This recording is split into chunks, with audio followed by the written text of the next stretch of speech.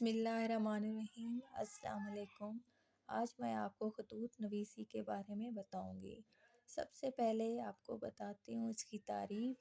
کسی شخص تک اپنی بات، خبر، پیغام پہنچانے کے لیے ادب اور ترتیب کے ساتھ لکھنے کو خطوط نویسی کہتے ہیں۔ خطوط دو طرح کے ہوتے ہیں۔ نمبر 1 رسمی خطوط، نمبر 2 غیر رسمی خطوط۔ رسمی خطوط دوستوں، رشتہ داروں اور عزیزوں کو لکھے جاتے ہیں، جو کہ عام طور پر ہم اپنی زندگی میں دیکھتے آ رہے ہیں۔ نمبر 2 غیر رسمی خطوط اسکول، دفتر یا کسی ادارے کو لکھے جاتے ہیں۔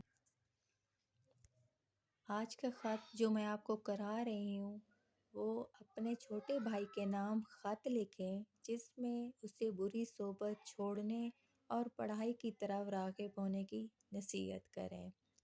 سب سے پہلے اپنے کمرہ امتحان نیچے شعر لکھنا ہے، ا ب ج، تاریخ لکھنی ہے، پھر اپنے پیارے احمد السلام علیکم، آپ کا خط آیا، پڑھ کر خوشی ہوئی کہ آپ اب صحتیاب ہو گئے ہیں۔ ابو جان کا مکتوب بھی موصول ہوا کہ احمد کو تعلیمی احتیاط کی ضرورت ہے، جس کا مطلب یہ ہے کہ آپ دل لگا کر پڑھتے لکھتے نہیں ہو اور ایسے دوست پیدا کر رکھے ہیں جو شریف، کم اور آوارہ زیادہ ہیں۔ یاد رکھیں، ایسے دوستوں کی صحبت تعلیم میں ناکامی اور اخلاق میں پستی کی وجہ بنتی ہے۔ اپنے آپ کو سنبھالیں، خوب محنت کرو اور پاکیزہ اخلاق سیکھو، تاکہ نہ صرف آپ ذلت اور رسوائی سے بچ جائیں بلکہ آپ کے بزرگوں کی عزت پر بھی کوئی حرف نہ آئے۔ احمد، آپ میرے چھوٹے بھائی ہیں، مجھے حق پہنچتا ہے کہ آپ کو سزا دوں، مگر میں ایسا نہیں کر سکتا۔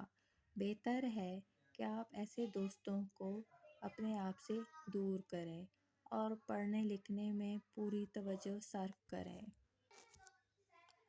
امتحان سر پر ہیں، نہیں پڑھو گے، محنت نہیں کرو گے تو فیل ہو جاؤ گے۔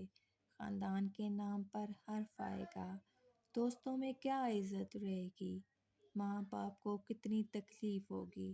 مجھے امید ہے آئندہ شکایت نہیں آئے گی۔ آپ خود اپنی عزت کا خیال رکھیں۔ والسلام، آپ کا بڑا بھائی ا ب ج۔ اگر آپ کو یہ ویڈیو پسند آئے تو میرے چینل کو سبسکرائب کر دیں اور میری ویڈیو کو لائک۔ شکریہ۔